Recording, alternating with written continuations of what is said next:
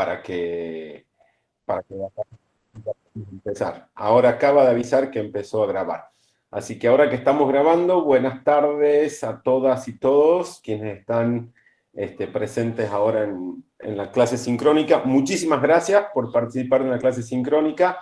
La idea de la clase sincrónica no es tan solo que nos conozcan las caras y en una manera un poco más viva, sino también un poco invitarles a charlar y discutir, a molestarse, enojarse, proponer, de expresar sus acuerdos y desacuerdos en clase, que es la forma en que podemos entender y conocernos mejor, diríamos, charlando, dialogándonos y hasta enojándonos, pero no en clase, eso sí. Acuérdense que cualquier cosa va a estar grabada. Entonces, básicamente, esta clase sincrónica que la tenemos a María José Ahumada y a Paula Nermer como parte de la cátedra, aparte de mí, que soy Gabriel Pereira. La idea es hacer algo sincrónico para tratar de estimular un poco más el diálogo. Obviamente, ni ustedes, o creo que la mayoría de ustedes, y menos nosotros, tenemos idea de esto de la virtualidad, la estamos aprendiendo, entonces no sabemos cómo se daría una clase participativa, pero bueno, vamos a intentar hacerla. Vayan dejando mensaje en el chat, si tienen alguna pregunta, y por favor, cuando hagan intervenciones, si es que llegan a hacer las intervenciones, traten de hacer intervenciones específicas y cortas para que pueda haber circulación de la palabra en su momento. Acuérdense que esta clase también es grabada, entonces es como algo, todo lo que ustedes digan va a ser replicado en el canal de YouTube y lo van a escuchar sus otros compañeros y compañeras. ¿Qué es lo que bueno, más o menos cómo nos vamos a estructurar, diríamos ahora, si es que de alguna forma? Nosotros lo que vale la pena decir estructura. Nosotros lo que vamos a hacer vamos a empezar a charlar sobre la unidad 4. La unidad 4 es la unidad que vamos a tratar de contarles un poquito otra perspectiva de cómo se entienden los derechos humanos, diríamos. Nosotros podemos pensar en los derechos humanos como una idea, como una disciplina jurídica, ¿no es cierto? Y es lo que, cuando fuera del audio hablábamos con algunos compañeros y compañeras de lo que pasó con el Plan 2018. El Plan 2018 lo que propone es pensar a los derechos humanos como una disciplina jurídica, el Plan 2000, perdón, ¿no es cierto? Una disciplina jurídica. Y está muy bien, cuando hablamos de disciplina jurídica, estamos hablando de una disciplina que tiene sus propios conceptos, sus propios principios, su contenido, X derechos, aquellos derechos, su forma de resolver los conflictos que haya dentro de la propia disciplina y la propia relación entre la disciplina con otras ramas del derecho, ¿no es cierto?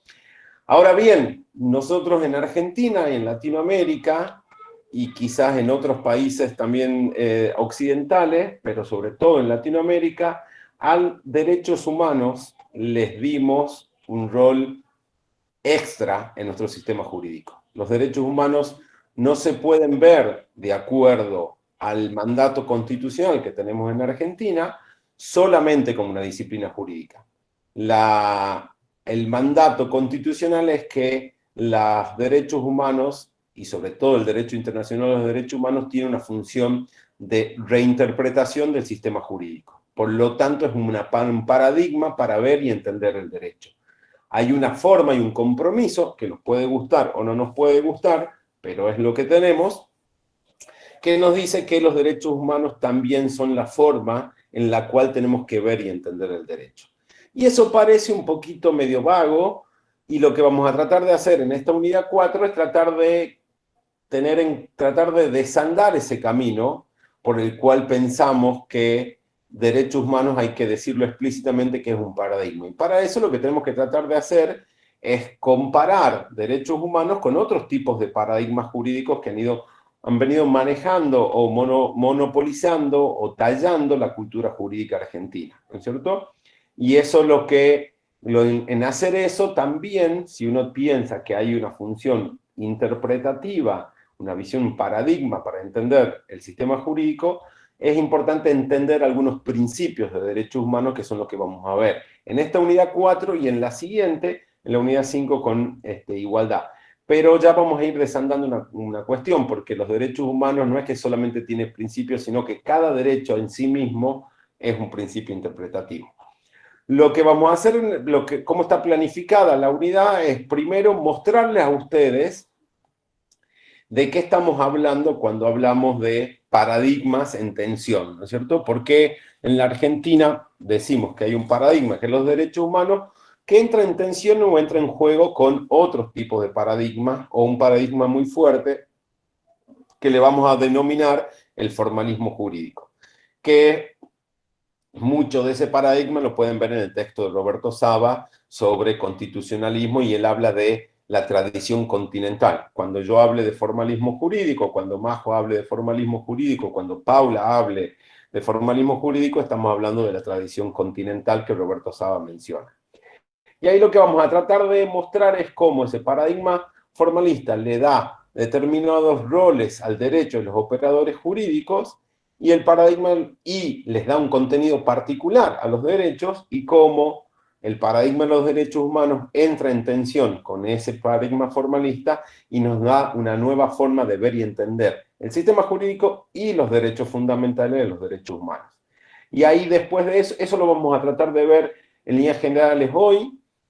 Y en la siguiente unidad, en la 3 y en la 4, María José, en la clase 2, diríamos sobre la unidad 4, María José nos va a hablar un poco más de los principios interpretativos que el derecho internacional, los derechos humanos nos incorpora. Eso se va a complementar con la clase de la doctora López sobre igualdad.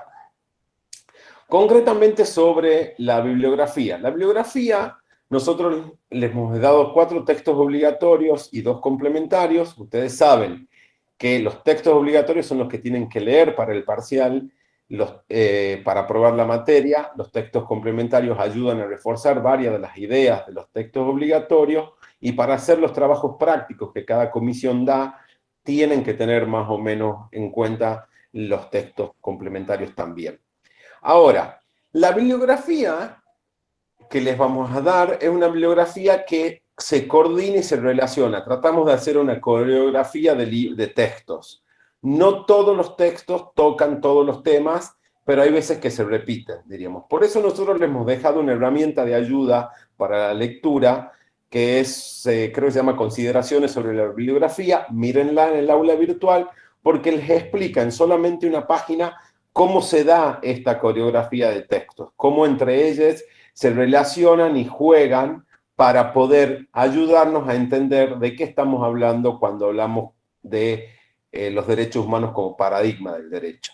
Cada texto toca, tenemos el texto de Roberto Saba, tenemos el texto de Travieso, tenemos el texto de Lorenzetti y el texto de Blasic. Entonces, la clase de hoy va a tocar algunos puntos muy importantes de cada uno de esos textos. La clase del jueves se va a referir más que nada al texto de Blasic. También, ¿qué les dejamos nosotros como herramienta? Ahí le vamos a dejar por cada texto una serie de preguntas. Esas preguntas son para que luego de leer los textos se hagan esas preguntas. Y si ustedes han respondido esas preguntas con cierta tranquilidad o rápidamente, es que han podido aprender los elementos esenciales de cada texto. No son preguntas, no es que tienen que leer primero las preguntas y después los textos, porque si no van a estar pensando en las respuestas. Les aconsejamos que Gabriel, primero... Sí, me dice Juan Carlos que estaba intentando ingresar al aula. ¿Te podés fijar en las admisiones? Si tenés. perfecto. Dale, ahí me fijo, porque sí, debe ser que puede haber gente que esté esperando entrar. Ahí. Porque cuando estoy presentando no veo mucho. Ah, bien. Sí. Pero bueno, entonces básicamente esa es la estructura que van a tener ustedes de los textos y las ayudas. Entonces, en algún momento hasta les puede parecer que no estaría claro hacia dónde van cada uno de los textos. Por eso esa introducción. Bueno, ahora concretamente yendo a esta idea que le queremos proponer, que en la cultura jurídica nosotros tenemos como 2 paradigmas en tensión. El paradigma formalista, que lo van a ver en Saba como el derecho continental, o derecho formalista, algunos le llaman nuevo positivismo, etc. Y el paradigma de los derechos humanos. Nosotros en la Argentina, tradicionalmente, se nos ha dicho, y ustedes quizás lo reconocen en clase, se nos ha dicho de que el derecho se piensa como un sistema todo cerrado, científicamente reconstruible, coherente entre sí, ¿no es cierto? La idea de que el derecho tiene características de un sistema con esa idea, esa ficción del legislador o la legisladora racional, que dicta normas, que esas normas son coherentes y que nosotros dentro del sistema jurídico lo que tenemos que hacer, si se quiere, es reconstruir el derecho. El derecho nos da todo. Ahora vamos a volver sobre esa idea, pero ustedes cuando van y piensan en qué es lo que hace un juez, qué es lo que hace una jueza, lo que va es va a la biblioteca, tiene un conflicto, va a la biblioteca y el derecho les da la solución, ¿no es cierto? Hay una idea de que el derecho se autorregula, es autosuficiente y el derecho crea sus propias reglas para interpretarse. Por eso nosotros tenemos muy fuertemente la idea de la codificación que menciona Saba en su texto. La idea de la codificación es que Vélez Sarsfield, cuando él tenía que hacer el Código Civil, lo que hizo es imaginarse todos los conflictos del derecho privado que las argentinas y los argentinos tenían e iban a tener. Vélez Sarsfield no tenía idea que mi hija Malena iba a nacer en el 2011 y que iba a tener la posibilidad de heredar o no heredar. Y Vélez Sarsfield 200 años atrás, le hizo un regalo a mi hija Malena. Le solucionó el conflicto y le escribió en el Código Civil. Esa es la idea, que el derecho tiene que estar regulado y tiene que estar codificado y tiene que estar escrito. ¿Por qué? Porque creemos que el derecho es esa ciencia o algo, disciplina creada por los seres humanos, que está regulado y establecido en código, ¿no es cierto? Esa es la tradición y lo que generalmente hemos aprendido por el derecho. Y a eso le hemos agregado, el formalismo jurídico le agrega otras características, ¿no es cierto? Lo que dice es que el derecho solamente es el derecho producido desde los órganos del Estado. Ustedes fíjense, les voy tirando algunas cuestiones que han visto en la unidad 1 y que han visto en la unidad 2. Esta cuestión de que el derecho como creación colectiva que se va haciendo, bueno, el formalismo jurídico dice, no, el derecho es producción estatal. El derecho alguna vez incorpora lo que se llamaban las costumbres, pero el derecho es lo de producción estatal. El derecho es coherente internamente y el derecho le pide a los jueces y a las juezas, como a los legisladores y a las legisladoras, la neutralidad política. Para entender el derecho, para saber qué se hace con el derecho, no hay que mezclarse con la política. La política es algo que tiene que estar alejado del derecho, ¿no es cierto? A pesar que el derecho es una forma de regular la vida política, tiene que tomarse distancia, hay que tener una distancia importante respecto del derecho. Y ese formalismo jurídico, ¿no es cierto?, ustedes lo pueden ver en esta idea de que al derecho hay que rendirle pleitesía. Ustedes acuérdense de esta idea de que el derecho, somos hombres y mujeres del derecho. Ustedes han escuchado eso varias veces. Somos hombres y mujeres del derecho. El derecho tiene que ser de alguna manera aplaudido por quienes los ejercemos, porque el derecho nos da todo, el derecho como sistema cerrado. Yo no les quiero llenar de teoría crítica del derecho, pero la idea es acá pensar que el derecho es ese lugar, diríamos, alejado de nosotros, y en el cual está escrito y está reproducido en normas, y quien sabe derecho es quien tiene la capacidad de entender y ver esas normas. Todavía todo eso no les sé, que puede ser que no les está haciendo sentido sobre por qué estamos hablando de derechos humanos. Yo les quiero representar algo. Por ejemplo, ustedes acuérdense cómo damos clase en las facultades de Derechos tradicionalmente. En las facultades de Derecho tradicionalmente lo que hacemos es el profesor o la profesora habla mucho, repite más o menos lo que dicen los códigos y las estudiantes y los estudiantes se sientan a escuchar. Ustedes saben, ustedes han visto que la mayoría de las facultades de Derecho no hay bancos móviles, no hay bancos para que trabajemos en grupo. Lo que tradicionalmente hacemos es tenemos clases catedráticas donde la participación no es la participación del estudiante no es una característica propia de la clase. Lo que buscamos es que ustedes absorban. ¿Por qué? Porque el derecho es fácil. El derecho es fácil, el derecho está en la norma, en la ley. Yo tengo que leer la ley, tengo que leer algunos doctrinarios, generalmente varones, para entender qué es la ley, y luego tengo que venir a repetírselas a ustedes. Y como no hay discusión para ni siquiera la política o los valores políticos, morales, los valores morales, es bastante fácil, se baja un conocimiento particular que se los damos a ustedes, ¿no es cierto? Entonces ahí el derecho cumple ese rol regulador que nos va a dar la certeza, ¿no es cierto? Nos va a ayudar, diríamos, a establecer, ustedes acuérdense que el formalismo jurídico lo que hace es, nace en las revoluciones francesas sobre todo, donde no nos quedaba claro qué era esto de regularnos a nosotros mismos, porque antes nos regulaban las reinas y los reyes. Entonces hay una teoría política detrás del formalismo jurídico de que decir, tenemos que hacer que sea el Parlamento quien nos regule. Y el Parlamento tiene que darnos reglas claras porque ya estamos hartas de la discrecionalidad de los reyes, ¿no es cierto? Entonces hay una teoría política sana respecto de esta idea de el formalismo jurídico, que hasta ahora no tiene no tendríamos mucho problema quizás. Y después está la teoría jurídica del formalismo jurídico que nos dice, bueno, ¿para qué se hace el derecho? ¿Para qué creamos el derecho? El derecho lo creamos para dar certeza, que es lo que las revoluciones no nos daban. No nos decían las monarquías cuál era la regla que nos iban a aplicar.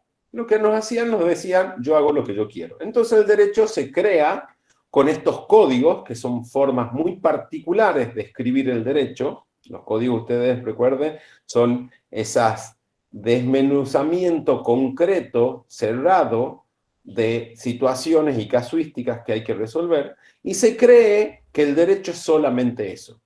Una vez que está escrito, pierde su valoración, pierde sus valores políticos, jurídicos, etcétera, que se convierte en esa cuestión neutra, diríamos. Ese formalismo jurídico, que ha sido muy fundante en la historia de la Revolución Argentina, le da cierto rol, ya ustedes empiezan a ver, ¿cuál es el fundamento del sistema jurídico? El derecho, ¿no es cierto? Mientras nosotros lo que tenemos que hacer constantemente es repetir el derecho, tenemos que recitar el derecho. El derecho lo que va a hacer es darnos a nosotros algunas herramientas para armonizarlo, pero el derecho va a seguir siempre siendo el derecho, y el rol del sistema jurídico es protegerlo al derecho, ¿no es cierto? Porque el derecho es esa esperanza de que va a resolver los problemas, ¿no es cierto? El derecho así visto, como les decía, tenía esa cuestión de devolverle o darle a los jueces ese rol que nosotros todo el tiempo decimos son la boca de la ley. Cuando los jueces dictan sentencia, lo único que hacen es aplicar el derecho. No han tomado ninguna decisión valorativa. Lo único que han hecho es ir a buscar la norma. La norma les ha dado, con ayuda de la jurisprudencia y algunos doctrinarias que comentan la norma, les ha dado algún tipo particular de solución para el hecho. ¿No es cierto? Entonces, fíjense, es un trabajo casi mecánico que establece el formalismo jurídico, y eso no está alejado de la realidad, porque los jueces hacen eso, las docentes se dedican a bajarnos línea a quienes estudiamos, y los investigadores y las investigadoras del derecho lo único que hacemos es comentamos la norma. No proponemos nada nuevo. Lo que hacemos es como máximo armonizar. Entonces teníamos nosotros en el formalismo jurídico en la Argentina ese corset. Así entendíamos el derecho y el rol del derecho. ¿Cuál es la base del sistema jurídico? La norma. ¿Qué es lo que hay que tutelar? La norma, que es científicamente reconstruible y que está alejada de cualquier valoración. Es casi un trabajo administrativo, podríamos decir. En la Argentina y en Latinoamérica, esa visión del formalismo jurídico recibe, si se quiere, una influencia muy fuerte de lo que podemos llamar un constitucionalismo conservador, ¿no es cierto? El constitucionalismo conservador lo que hace es aplicar u otorgar una visión particular de los derechos. Entonces dejemos por un ratito el formalismo jurídico, así como lo hemos contado. Ahora nos viene el constitucionalismo que le llamemos conservador para fines didácticos. El constitucionalismo conservador está basado en una idea revolucionaria, que era que los individuos teníamos derechos. Ustedes acuérdense otra vez las revoluciones, cuando los teníamos que revelar a reyes y reinas que hacían lo que querían. Y nosotros éramos súbditos. O sea, lo que éramos nosotros dependía de esa discrecionalidad monárquica. Cuando llegan las revoluciones nos dan derechos. Y los derechos empiezan a tener, gracias a las luchas políticas de ese momento, esta idea de ser individuales. Ya nadie puede decirme que por la salud del pueblo me pueden quitar a mí mi libertad de expresión. Ya nadie puede decirme que porque el pueblo necesita determinado crecimiento económico, mi capacidad de participación en la vida política se va a disminuir. Hay una fase, hay una perspectiva individual. Ahora, ¿qué pasó con eso? La visión individual de los derechos no tiene en juego una cuestión de que los derechos, que a ustedes les repeten sus derechos, también es de un interés colectivo. Empieza a ver, y esto lo dejamos acá porque ya lo vamos a poner con el paradigma de derechos humanos, pero hay una visión individual. Los derechos son individuales y no hay un interés de la sociedad en la protección de los derechos de cada una de nosotras y nosotros, sino que hay un interés individual. Por eso nos ha costado tanto, y quienes han hecho constitucional lo saben, nos ha costado tanto tener acciones colectivas. Porque ¿quién soy yo, Gabriel Pereira, para presentar una acción en favor de ustedes? No, porque si los derechos humanos son netamente de interés individual, no tiene que venir otro a tutelarnos, ¿no es cierto? Esto es un ejemplo simple para darle un poquito la idea de por qué decimos que es individual. Es una visión individual de los derechos. Después lo que hay una concepción débil de los derechos humanos en el constitucionalismo, que ustedes lo han ido percibiendo, quizás también quienes han hecho constitución, esta diferencia, ¿no? Entonces, los derechos humanos también han tenido una visión revolucionaria en la cual yo tengo derechos que me sirven de escudo para que el Estado no haga cosas. Entonces, el Estado no me puede discriminar si yo quiero educarme. No puede decir que porque tengo determinada raza o determinada creencia religiosa no me va a dar educación pública. El Estado no puede torturarme. O sea, imagínense qué fuerte que es. El Estado no puede torturarme, no puede ingresar a mi casa y quemarme mis libros sobre marxismo o quemarme mis libros sobre catolicismo. El Estado no puede hacer cosas. Es una concepción de los derechos humanos que son escudos frente al Estado. Pero ¿qué es lo que pasa? Esa es una concepción, si se quiere, débil frente a otra cosa, que los derechos humanos también demandan algo que hacer. Los derechos humanos también le obligan al Estado a hacer algo. Entonces, antes hablábamos de derechos humanos como escudos, las obligaciones negativas del Estado, y hay una concepción más sólida, más robusta de los derechos humanos que, ya la vamos a ver adentro un poquito, que es la concepción de que los derechos humanos también requieren algo que hacer, obligaciones positivas, ¿no es cierto? Por el otro lado, lo que establecía ese constitucionalismo era que al ser los derechos humanos individuales, los remedios tenían que ser siempre individuales.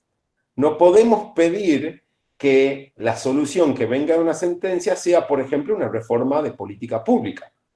No, señor, usted ha traído un caso concreto, entonces, por ejemplo, quienes han hecho, quienes gustan los temas de ambientales, hay un famoso fallo de la Corte Suprema Argentina, el fallo Riachuelo, del caso Riachuelo, que es el caso Mendoza, donde la Corte pide un cambio de política pública.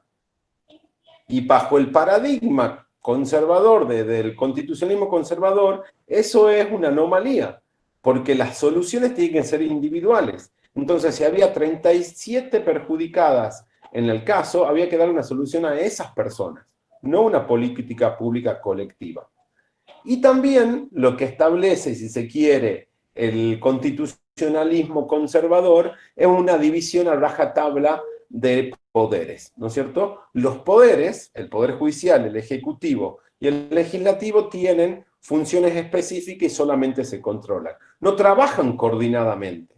Por ejemplo, cuando hablamos del fallo de Riachuelo, el fallo Riachuelo lo que establece es la creación de una política pública, pero dice el legislativo con el ejecutivo y el judicial tienen que coordinadamente llegar a un proceso de discusión que nos permita crear una política pública, implementarla y monitorear la implementación. Una anomalía para el conservadurismo, para el constitucionalismo más conservador, en la cual ese rol de coordinación y diálogo entre poderes es inexistente. Entonces, básicamente, nosotros, ¿qué nos pasó? Nosotros teníamos, por un lado, un sistema jurídico que estaba establecido de forma coherente y científica, donde el derecho es un montón de reglas específicas, reconstruibles entre sí, con determinado entramado, y lo que tenemos que hacer los jueces y las juezas, los docentes y las docentes, y las investigadoras, lo que hay que hacer es pensar cómo mantener ese orden jurídico de forma coherente y armónica. Y de otro lado, ese formalismo recibe un influjo del constitucionalismo conservador que le da un rol muy particular a los derechos en cuanto a una visión individual, un rol al Estado donde el Estado solamente está obligado a no hacer cosas, donde les dice a los poderes del Estado que no pueden coordinar y que las soluciones a los problemas de derechos solamente son remedios o soluciones específicas para el caso concreto, ¿no es cierto? Todo eso, diríamos, a todo eso llega a ponerse en un saco, que es lo que nosotros llamamos el formalismo jurídico, ¿no es cierto? El formalismo jurídico que tiene su visión más fuerte en el Código Civil, como lo ven en el texto de Saba, que establece una forma de ver y entender el derecho y una forma de ver y entender los derechos. Y una forma de ver y entender el rol de las operadoras del derecho, ¿no es cierto? Son tres cosas que el formalismo jurídico nos da y eso lo van a ir viendo en el texto de Roberto Saba. Ahora bien, en paralelo a eso, de repente, en 1984, Argentina toma un acto revolucionario. El gobierno de Raúl Alfonsín, a propuesta del propio gobierno, dice: incorporamos y firmamos la Convención Americana de Derechos Humanos. La Convención Americana de Derechos Humanos se le da un estatus de un tratado internacional que se incorpora a la Argentina. Y ahí aparece, si quiere, empieza a jugar el texto de Travieso, que está en la bibliografía. ¿Y qué dice Travieso? Dice, bueno, esta ley que ratifica la Convención Americana, ¿es un hito aislado o es un hito fundante de algo que en la Argentina se venía discutiendo y se venía movilizando, sobre todo al contexto de las luchas contra las dictaduras militares?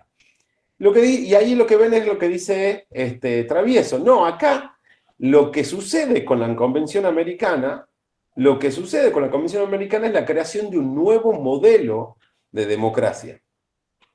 Habíamos tenido antes democracia y dictadura. Es un nuevo modelo donde lo que se incorpora con la Convención Americana, luego se ratifica con la jurisprudencia de la Corte Suprema, se consolida con la reforma del 94 y se termina de cristalizar con los nuevos códigos, sobre todo el Código Civil y algunos códigos de procedimiento, es que el derecho deja de tener como base fundante al derecho.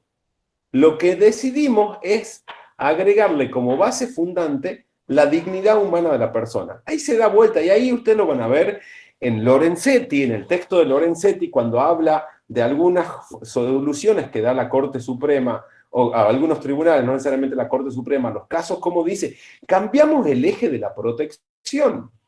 Antes, cualquier instituto jurídico estaba basado en algún tipo de eje de protección. Pero ahora ya no hay tutía. Ahora el único eje de la protección es la dignidad de la persona. Y eso estaba más o menos claro en algunas legislaciones, pero ahora está 100% claro en el derecho internacional, los derechos humanos, que empieza a caminar, si se quiere, luego de las guerras mundiales, ¿no? Con Naciones Unidas, Declaración Americana de los Derechos Humanos. Y a nosotros nos llega casi 40 años después. Pero la idea, el acto fundante que se hace es, lo que logramos es recibir un nuevo paradigma. Vamos y vamos de a poquito. Ese paradigma que propone Travieso, que también lo va a discutir Saba, y Saba habla de constitucionalismo, pero cuando habla Saba de constitucionalismo, está hablando del constitucionalismo fortalecido por el derecho internacional de los derechos humanos. Lo que establece ese sistema es que ya no nos basamos en un sistema de reglas cerradas. El sistema, el basamento del sistema jurídico argentino, por si nos quedaban dudas, porque sí nos quedaban dudas, porque Alberti ya lo dijo en la Constitución, es un sistema de principios, es un sistema más abierto. Y esos principios son de textura abierta y no son cualquier principio. Los principios que nosotros vamos a adoptar son principios de derechos humanos.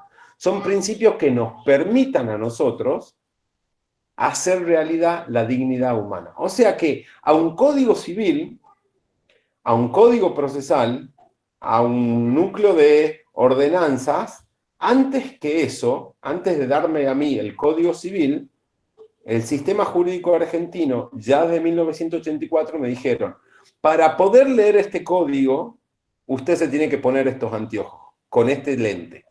Lo que pasa es que generalmente en las librerías no se venden lentes y anteojos, en las librerías jurídicas, entonces nos vendían el código solo. Se han olvidado de darnos el lente, que era cómo ver y entender el sistema jurídico argentino. Y eso es lo que propone Travieso, si se quiere, al principio, y está Lorenzetti, tira algunas de las discusiones teóricas que tenemos. Entonces, tenemos primero un sistema de principios. El sistema jurídico argentino tiene su basamento en la dignidad de la persona. Todo lo que hagamos, lean la bibliografía complementaria de la presentación al Código Civil de Lorenzetti, Hayton, Germán Mario de Carlucci, donde dicen y explican en el artículo 2, damos vuelta el sistema de derecho privado argentino, porque el artículo 2 del Código Civil lo que establece es que este código se tiene que leer e interpretar de acuerdo al derecho internacional de derechos humanos, los principios del derecho internacional de los derechos humanos. Muy fuerte, porque ustedes acuérdense que hemos aprendido 1500 formas de interpretar el derecho, las teorías interpretativas.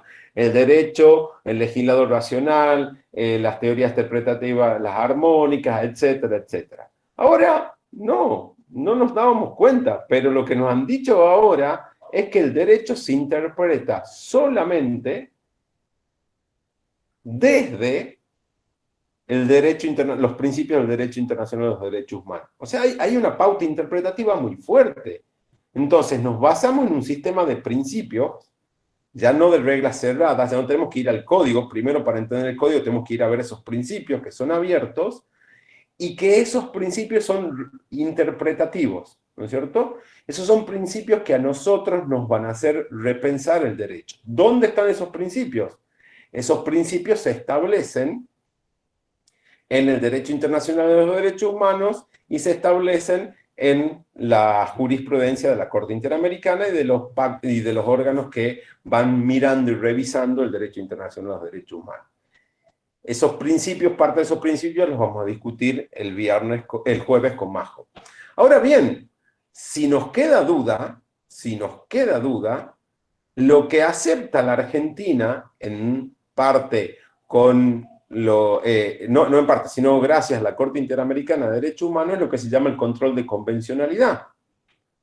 Nosotros estamos obligados y obligadas, y algo han visto en la unidad anterior sobre cómo la aplicación del derecho internacional a los derechos humanos en la Argentina, es que un juez o una jueza y cualquier funcionario estatal tiene que velar que cualquier norma o acto jurídico esté de acuerdo con la Convención Americana.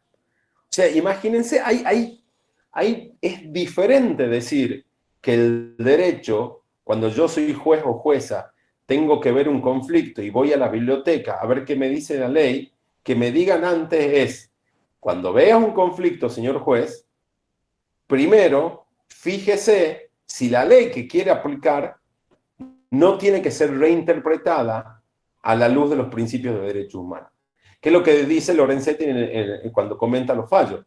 Esta cuestión de que no tan solo son aplicables directamente los derechos humanos que están contenidos en el derecho internacional de los derechos humanos, sino que también nos obliga a repensar, reformular el contenido de estas normas que nosotros queremos hacer valer en nuestra práctica institucional.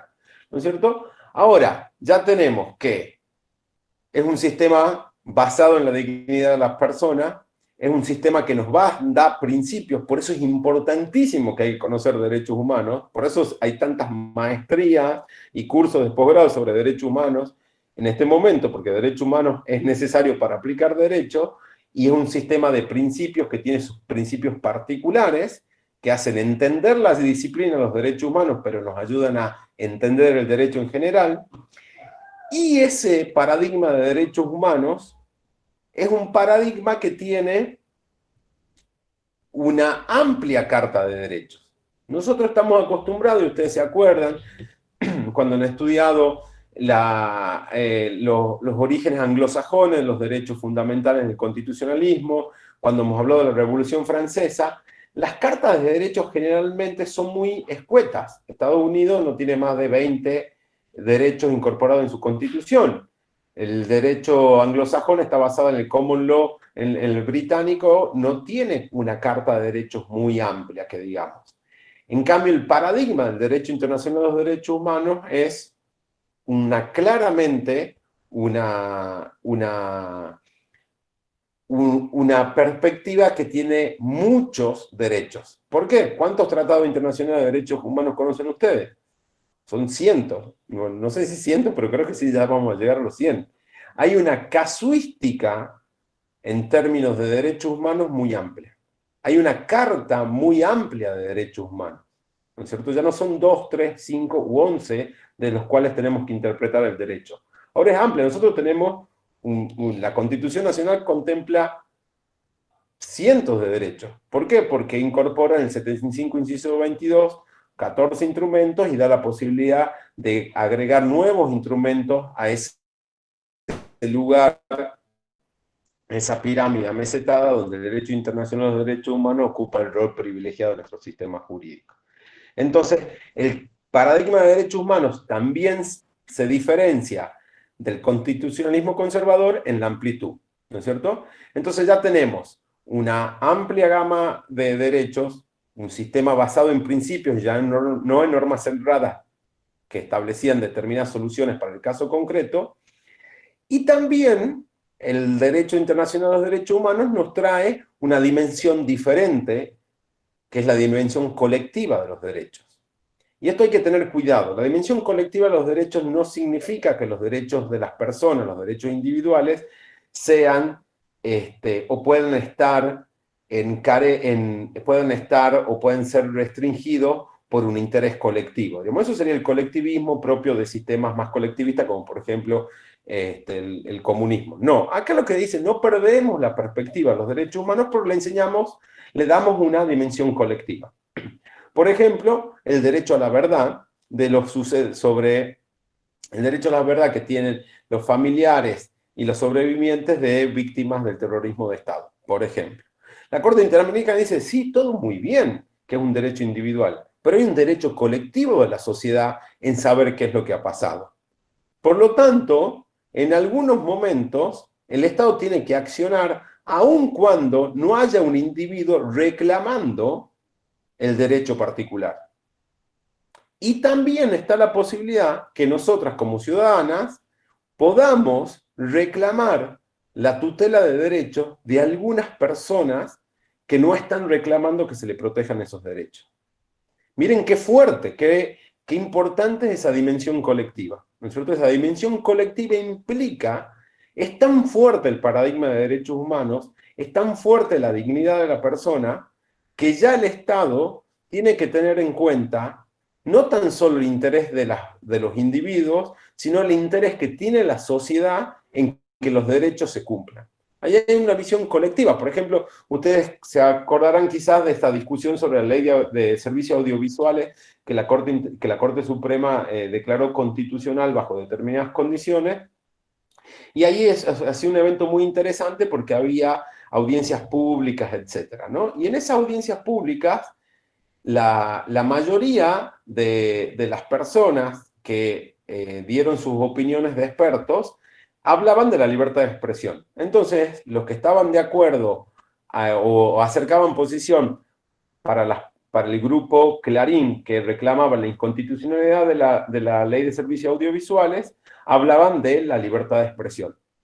Y por el otro lado, quienes la defendían hablaban también de la libertad de expresión. ¿Y qué es lo que hace la Corte? Y dice, y sí, es verdad, está en juego la libertad de expresión. Pero acá lo que está en juego es la faz individual y la faz colectiva de la libertad de expresión. No podemos hacer que la libertad de expresión esté regulada por las reglas del mercado, donde no haya límites a la capacidad de determinados actores de concentrar mayor cantidad de medios de comunicación. Estoy simplificando la discusión. Entonces dice la Corte, hay una dimensión colectiva.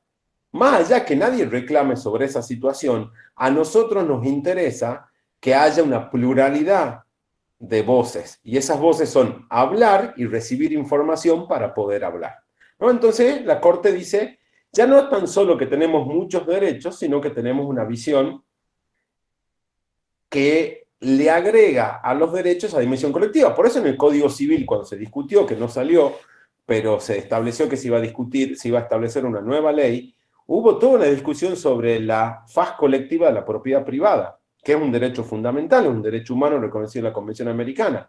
Pero ahí se discutía esta cuestión de que hay que mirarlo en el lado colectivo. Entonces, el paradigma de los derechos humanos deja de lado también esa idea de que los derechos solamente son individuales. Sí son individuales, pero hay un interés colectivo en que se tutelen. Y por el otro lado, el paradigma de los derechos humanos nos da esa visión más robusta que yo les hablaba. No tan solo son escudo de la invasión del Estado frente a nosotros, sino que los derechos también son un llamado para que el Estado haga algo. ¿Cómo podemos decir que el derecho de los presos se tutele solamente con la no tortura si lo que necesitamos es que el gobierno invierta en cárceles seguras, en cárceles limpias, para poder lograr lo que se llama la reinserción social? Digamos, por ejemplo, la Corte Suprema de Tucumán está discutiendo todavía un caso que se discute en la política pública, donde se establece que el Estado tiene que invertir dinero para tutelar el derecho de detenidos y detenidas en comisarías y en penitenciarías. Y ahí en esa visión, si se quiere, en esa visión colectiva, el remedio positiva, el remedio ya es colectivo, ¿no es cierto? Ya no tan solo decidimos sobre el caso concreto y las partes, sino también que la tutela de los derechos humanos tiene que, en esa visión robusta de los derechos, hacer algo. Y ese algo significa muchas veces darle a cada una de ustedes lo que se merece y el resarcimiento, y otras veces será hacer eso y dictar una ley para que nunca más se violen algún tipo de derecho. Hay un caso famoso que es el caso Badaro, que era sobre, que se dictó en los principios en la primera mitad del 2005, donde la Corte dice, el señor Badaro reclama acá que se le actualice sus jubilaciones. La Corte podría ordenarle al ANSES que aplique determinado monto y tutele el derecho del señor Badaro. Pero no, lo que vamos a hacer es pedirle al gobierno que dicte una ley, o sea, ahí hace una obligación positiva con una dimensión colectiva, que incluya al señor Badaro e incluya a todas las demás que no estaban reclamando aquí. Ahí está la dimensión colectiva que mencionábamos antes, en conjunto con la visión robusta. Entonces, el paradigma de los derechos humanos incorpora esta idea, si se quiere, que no tan solo hay derechos individuales, sino que hay derechos individuales con una dimensión colectiva y que el Estado tiene que hacer algo. Y muchas veces ese algo ya no es tan solo darme un remedio particular, sino también lo que tiene que hacer es hacer algo colectivo que distribuya. Eso es un poco lo que los derechos humanos vienen a decir. Ya no es hablar de derechos, ya no es hablar de un constitucionalismo, sino es hablar del derecho internacional de los derechos humanos. Ustedes, como ven, diríamos, este paradigma nuevo de derechos humanos, si uno lo mira con un poquito de ojo, las primeras características de cuál es el eje y el sistema de principios están más relacionadas al formalismo puro y duro, diríamos, ¿no? En el cual hemos heredado en la historia de la Argentina. Y las otras características están más relacionadas hacia lo que diríamos el constitucionalismo conservador. Esto que nosotros decimos ahora o que marcamos como nuevo paradigma, lo he mencionado al principio, y lo van a ir viendo a través de los textos que les damos. Los textos te hablan de hitos que hemos tenido en la Argentina. Esto no es de un día para el otro. Esto es un proceso. Así han visto en las primeras unidades los derechos humanos como proceso colectivo. Proceso que se va vislumbrando y cristalizando a través de hitos, diríamos. La Argentina tiene, para poder mencionar la reforma del Código Civil en el 2015, cuando entra en vigencia, tenemos que remontarnos a más de 25 años de hitos institucionales que le han ido dando forma, diríamos, una convención americana, una jurisprudencia evolutiva, una reforma de la Constitución, la jurisprudencia de la Corte durante el 2000, que es muy expansiva, y después el Código Civil como hito para quienes les quedaban dudas en la cultura formalista de la Argentina, que nosotros teníamos el Código Civil que interpretarlos con ese lente diferente. Entonces ahí estoy por admitir a alguien, ahí se da también esa cuestión, y que queremos mencionar en la bibliografía, que en la bibliografía no es circunstancial que les ponemos textos, te ponemos textos anteriores, o sea, todo llega hasta el 2014-2015 al Código Civil, para que ustedes vean cómo esto es una evolución, diríamos, que hemos ido siendo, si se quiere, una cultura jurídica donde hemos tenido dos tensiones. Una tensión que en el PowerPoint la ven separada en dos columnas, un paradigma formalista y un paradigma de los derechos. En eso se conviven, todavía la Argentina tiene esa tensión. Y algunas veces se retroalimenta positivamente, hay veces que no. Si ustedes, y como una cuestión como de resumen, el paradigma formalista, la misión, ¿no es cierto?, era proteger la certeza, la coherencia del derecho. Había sido muy, muy complicado vivir siglos sin certeza, ¿no es cierto?, sin una toma de decisión coherente. Entonces las revoluciones se pelean y matan a la monarquía, en los términos que se conocía, y crean el derecho. Ahora bien, ese eje o esa misión que ha sido muy importante por varios siglos, empieza a ceder porque nos damos cuenta que nos estábamos enquilosando. Y nos empezamos a tratar de darnos cuenta de los padres revolucionarios y las madres revolucionarias, las sufragistas del siglo XVIII, las primeras feministas detectadas por la historia política, si se quiere, porque feminismo quizás hubo antes, afortunadamente, empiezan a decir, pero sí lo que peleábamos en ese momento era la dignidad de la persona humana. Y después hemos terminado poniendo que la misión del sistema jurídico era tutelar el propio derecho. Entonces, el paradigma de los derechos humanos nos ayuda a reubicar cuál es la misión. El formalismo jurídico, en esta idea de coherencia, nos decía, bueno, ustedes pueden interpretar el derecho de diferentes formas siempre y cuando nos ayuden a darle esta idea coherente y cerrada. En cambio, y para eso teníamos pluralidad de métodos interpretativos. En cambio, esa pluralidad se condiciona o se limita a los principios interpretativos, los principios de derechos humanos. Empezamos a tener una obligación de interpretar el derecho de una forma particular. Y por eso tenemos que conocer y entender de derechos humanos. En ese formalismo jurídico, ustedes recuerden esta idea de división de poderes muy estricta, muy acartonada. Empieza a haber otra forma de ver la relación entre los poderes del Estado. Entonces empezamos a tener la coordinación y el diálogo. Por eso, por ejemplo, cuando Argentina decide volver a retomar los crímenes de lesa humanidad con la sentencia de la Corte Suprema del 2005, la propia Corte crea una mesa para coordinar políticas públicas de Estado. Por eso también la Corte Suprema, cuando dicta lo que se llama el fallo FAL, que establecía determinados protocolos para la interrupción legal del embarazo, le dicta ciertas normas y órdenes a los poderes políticos, a los poderes ejecutivos y legislativos para que implementen una política pública. ¿Y por qué? Porque se entiende que se puede dialogar, diríamos, entre poderes. Ahora bien, el formalismo jurídico, y esto es muy importante, nos quita esta idea de que la política es parte del derecho, ¿no? La neutralidad de la política. Y el punto es que cuando hablamos de principios y valores, hay mucho que discutir. No está cerrado, no están cerradas todas las discusiones en los tratados de derecho internacional de los derechos humanos ni en la Constitución argentina.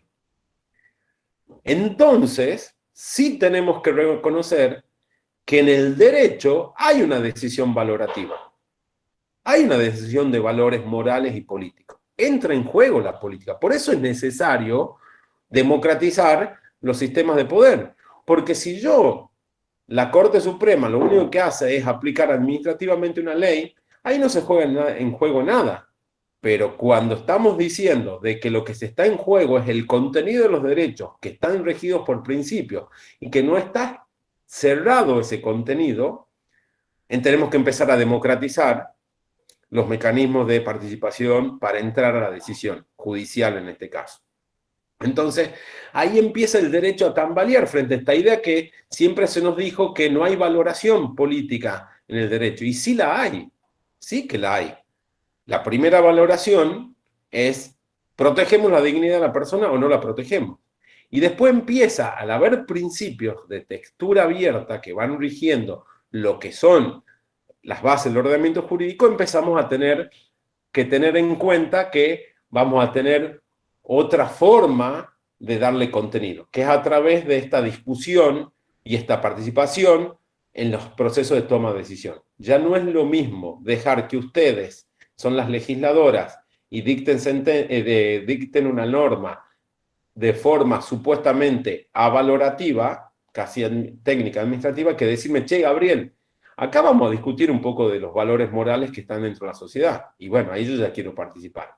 Hay otra forma de ver y entender. Entonces, el paradigma de los derechos humanos acepta la idea de la política. Y obviamente el formalismo jurídico, con lo que le he comentado anteriormente, tiene esta visión débil y esta visión individualista de los derechos. El paradigma de los derechos humanos viene con esta visión robusta, con esta visión más fuerte de qué son los derechos. Son ¿Qué requieren los derechos? Requieren que el Estado haga cosas particulares y no tan solo se abstenga, diríamos.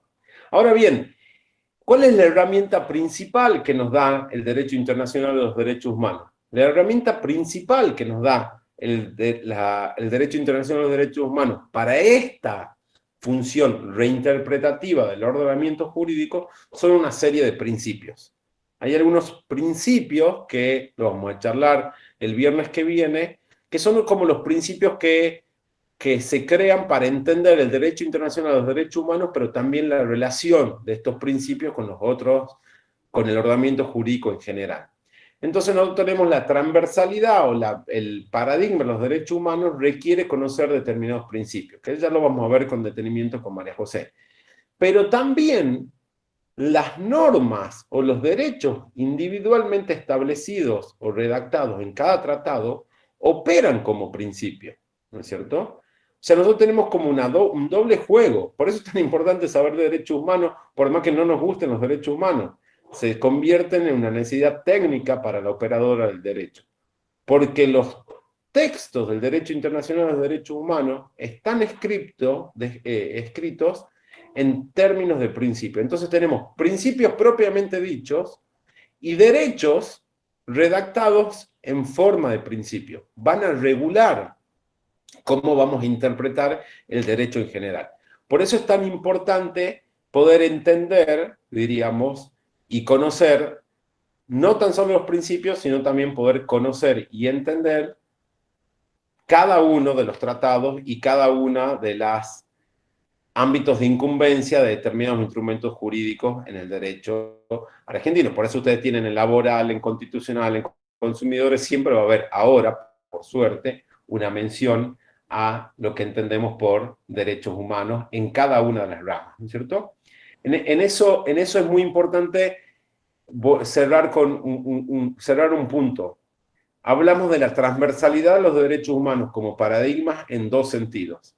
En el sentido reinterpretativo del ordenamiento jurídico y en un sentido de que en todas las disciplinas del derecho hay un derecho humano involucrado. Y por lo tanto, ese derecho humano involucrado juega un papel y una función reinterpretativa en esa disciplina jurídica, o un grupo de derechos, por así decirlo. Entonces, cuando hablamos de derecho ambiental, estamos hablando también de algún derecho fundamental relacionado, explícita o implícitamente. En cualquier materia ambiental va a haber un derecho a la salud involucrado, pero también las normas de derecho ambiental reconocen determinados derechos ambientales específicos. Entonces, la transversalidad y la importancia del derecho humano está en que hoy por hoy, para aplicar derecho, tenemos que antes hacer el test de convencionalidad. Tenemos que aplicar primero, ver si ese derecho está interpretado o se tiene que reinterpretar de acuerdo a estos principios de derecho humano. Y lo segundo que tenemos que hacer es saber cómo juega ese derecho en relación a las otras disciplinas.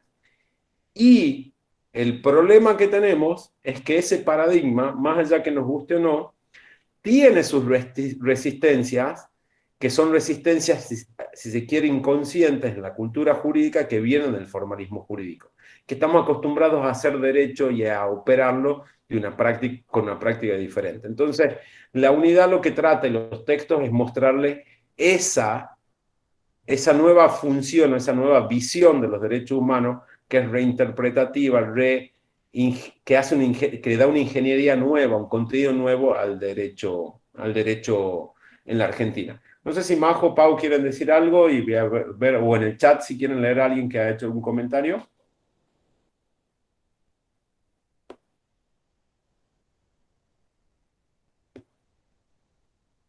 No.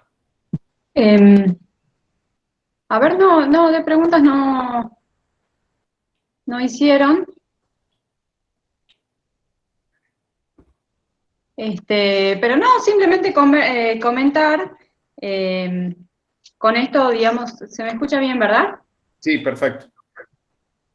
Sí, también como ha tenido un efecto muy claro también en la praxis jurídica, a nivel, por ejemplo, desde mi experiencia en el litigio, a nivel Tucumán únicamente, ¿no? Pero cómo con los años ha ido permeando en los operadores judiciales esta idea, digamos, de los derechos humanos también como principios rectores y el paradigma de los derechos humanos, a contrario sensu del paradigma del formalismo jurídico, como vos decías, Gaby. ¿Y a qué me refiero? A que han habido, digamos, digamos, mejores o más amplias interpretaciones en cuanto al acceso a los derechos, en el derecho de familia, la escucha al niño, por ejemplo, ha sido uno quizás de las cosas más claras que han sucedido en el derecho de familia, que ha sido receptada precisamente por la constitucionalización del Tratado de los Derechos del Niño, ¿no? Que después se ha plasmado en la Ley de Protección Integral. Entonces, esto ha ido permeando desde las capas más altas, desde los operadores judiciales, desde la Corte Suprema de la Nación, hasta los operadores más cercanos a nivel provincia, los empleados, los audiencitas, que de repente se han ido acomodando al hecho de prestar atención, que el niño tenía que ser escuchado, el juez ya no se animaba a tomar no se puede animar a tomar una resolución si el niño no es escuchado porque es un derecho humano. Simplemente comentar eso, que en la praxis jurídica empieza a hacerse más fuerte esta idea y a concretarse en el litigio. Por eso me parece también muy importante lo que vos señalabas con entender esta dinámica de cómo los derechos humanos se han constitucionalizado para también poder plantearla al momento de la práctica jurídica. Algunos, bueno, ahora dictamos la materia un poco más, eh, antes la dictábamos ya cuando se estaban recibiendo, pero bueno, que también les sirve de idea a los alumnos para poder ir pensando cómo hacer los planteos. Está muy bueno lo que decimos, Majo, de esto del interés superior del niño. Usted piénsense que el paradigma de protección integral en las nuevas legislaciones, como estaba marcando Majo, es un paradigma relativamente nuevo.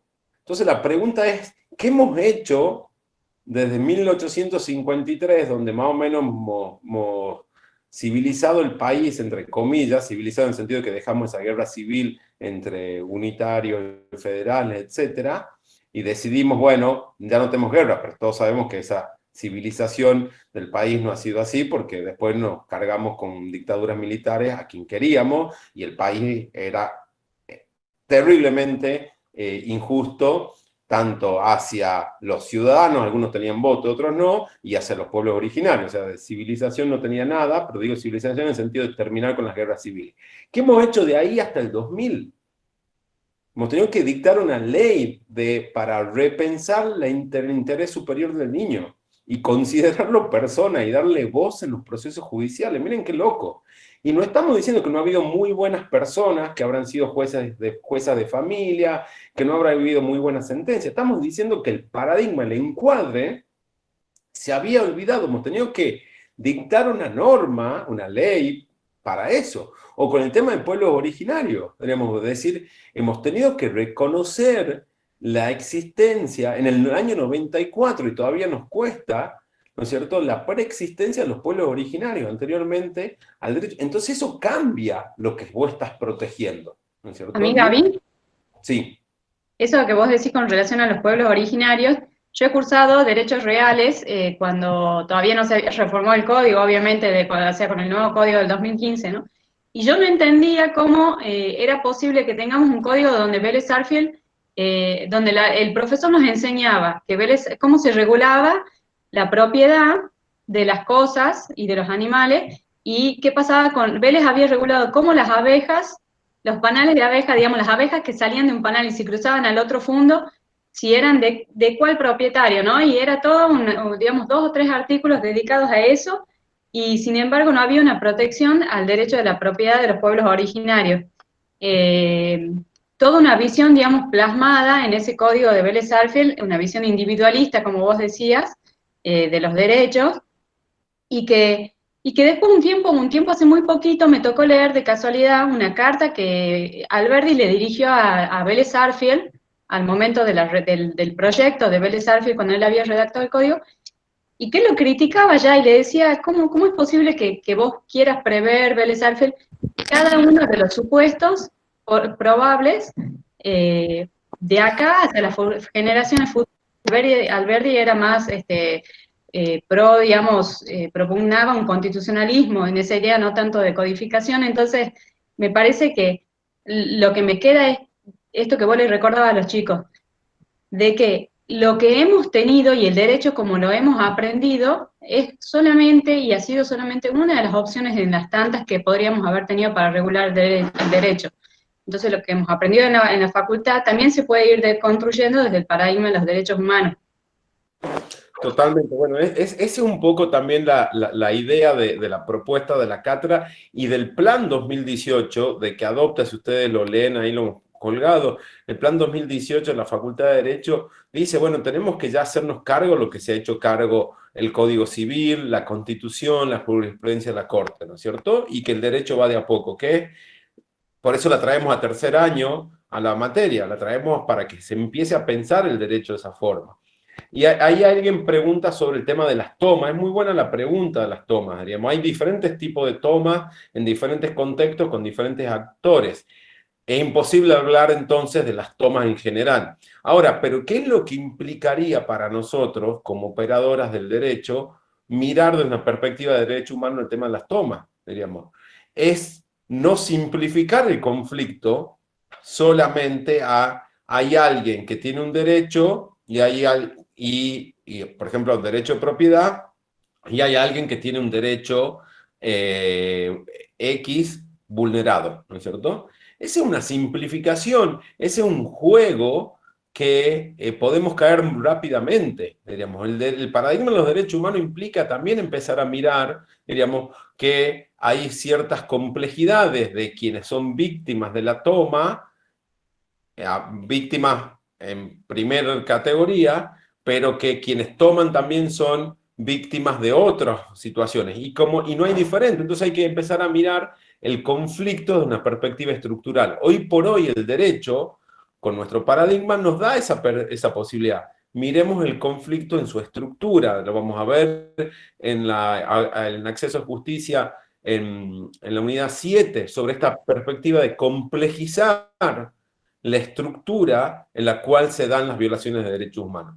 Por eso, Entonces, Gaby, no podemos decir, no podemos decir las tomas en general, sino que hay un problema complejo detrás de las tomas, donde hay que tutelar derechos y hay que, como Estado, salir rápidamente a decidir qué vamos a hacer, porque hay personas que el problema es un problema de derechos, ¿se entiende? Esa es la perspectiva. por eso, Gaby, como vos recién decías, que también el paradigma de los derechos humanos admite, digamos, empieza a admitir esta concepción de que la política también forma parte de este tipo de conflictos, de la protección y de la dialógica de los derechos humanos. Por ejemplo, en los casos de las tomas, aparece también este problema o esta cuestión de la legitimación activa o pasiva en cuanto a si puede intervenir, digamos, el gobierno de provincia de Buenos Aires aparece interviniendo en la causa, aparece como una suerte de mediador, se presenta a pedir legitimación, cuestiones que antes eran simplemente resueltas con un no porque o por la vía y forma oportuna que corresponda por el curso administrativo o algo demás, hoy sí se permite muchos más actores que participen en problemas tan complejos como de las tomas que antes eran interpretados, como vos decís, simplemente con dos partes. Ujú. Bueno, eso es muy importante, digamos. Si yo soy un juez y tengo que establecer un desalojo, bueno, hay mujeres que están en condiciones de vulnerabilidad, por ejemplo, porque son adultas mayores, hay niños, o sea, empezamos ya, hay personas con capacidades especiales, el paradigma de los derechos humanos, por eso otra vez la complejidad, el paradigma de los derechos humanos nos llama a mirar la cuestión compleja, de forma compleja. El propietario de la tierra es una persona en condiciones de vulnerabilidad, está bajo un tratamiento de cáncer. Bueno, hay muchísimas circunstancias, diríamos. No hay una ley para aplicar directamente, sino hay un derecho que tutelar. Y eso cambia, parece menor, pero cambia el enfoque, diríamos, ¿no? Otra vez, por eso lo hemos tenido que trabajar tanto. No sé si alguien quiere hacer alguna pregunta o comentario. Bueno, para cerrar, diríamos, entonces, ¿qué es lo que hace la unidad 4? La unidad 4 no es la primera unidad. No es la primera unidad como uno podría pensar que si vamos a hablar de paradigmas de los derechos humanos, quizás sería la primera unidad. No, es la unidad 4. ¿Por qué? Porque quieres mostrarle, y la unidad 4 replica la gimnasia que vamos viendo, es que los derechos humanos son una construcción que se ha dado a lo largo del siglo XX sobre todo, una construcción que ha ido dando respuesta a crímenes atroces, que ha dado respuesta a algo bastante complicado que ha sido esta idea de que el poder nos da posibilidad de darle privilegios y beneficios a algunos y a otros quitárselo, aún a punta de pistola. Entonces, esa, esa decidir no hacerlo más ha sido costoso y ha requerido generar una ingeniería internacional muy, pero muy importante para poder crear algún tipo de normas. Y cuando hemos tenido eso, Argentina y Latinoamérica ha sido muy generosa en entender que esas normas no eran normas de cualquier forma, eran normas reinterpretativas del ordenamiento jurídico. Era otra forma de ver y entender el derecho, que teníamos una visión del derecho que es performativa, o sea que nos da roles y nos da misiones a cada una para ejercerlo, y que esa forma, ese formalismo jurídico, habrá sido bueno y positivo en algún momento, pero hemos llegado a una situación donde había perdido el eje, entre comillas, y esto es una simplificación, de la protección de la dignidad humana. Y así hemos traído, hace 25 años, mucho más de 25 años, una nueva forma de ver y entender los derechos, que no puede ser visto los derechos humanos solamente como una disciplina, sino que son una forma, como dice Travieso, una nueva forma fundante de la sociedad argentina, una modernización, algo diferente a lo que teníamos antes. Y que el Código Civil, cuando ha sido aprobado, ha sido como el último hecho o hito relevante que era bastión del formalismo jurídico y de esa visión de que el derecho era algo cerrado y que no podía ser reinterpretado desde una perspectiva valorativa como son los derechos humanos. Entonces la unidad 4 en el trayecto de esta materia es un punto, si se quiere, de inflexión. Todo lo que venimos aprendiendo y todo lo que vamos a aprender es la forma que tenemos que entender el derecho, diríamos. Y así por eso se entiende y se justifica que en cada una de las materias que ustedes vayan estudiando es probable que estudien derechos humanos de una forma u otra, porque va a haber un derecho humano involucrado en cada una de esos y vamos a tener que regular ese derecho humano en el derecho laboral, en el ambiental, etc. Lo que vamos a hacer, cada una de las comisiones tiene un trabajo práctico. En el caso de la comisión 1, la doctora Noli se los va a dar en su momento. En la comisión 2 les vamos pidiendo que vayan leyendo la literatura porque el jueves, luego de la clase, inmediatamente se va a subir el trabajo práctico para que podamos jugar un ratito a entender circunstancias de la vida real desde una perspectiva del paradigma de los derechos humanos. Bueno, esperamos que haya sido agradable la clase. Muchísimas gracias. No queremos volver a repetir lo que hemos dicho no queremos dejar de repetir, perdón, lo que hemos dicho en la primera clase o en la inauguración. Sabemos que es difícil, sabemos que es complicado cursar en estas condiciones y sabemos que hay una posibilidad de agrandar las brechas de desigualdad. Así que ustedes nos tienen de nuestro lado aquí virtual, prestos a ayudarles en lo que sea. Y dejando de lado la virtualidad y yendo un poquito más metafóricamente, nosotros estamos del lado de ustedes también. Y creemos que la clase es una construcción colectiva, no tan solo porque pensamos que es lindo respetarnos entre nosotras, sino también porque el paradigma de los derechos humanos nos pide a los profesores y a las profesoras que cambiemos la forma en que enseñamos derecho. Así que muchísimas gracias. Por favor, cuídense y traten de no contagiarse. Nos vemos el jueves que viene. Nos vemos el jueves que viene.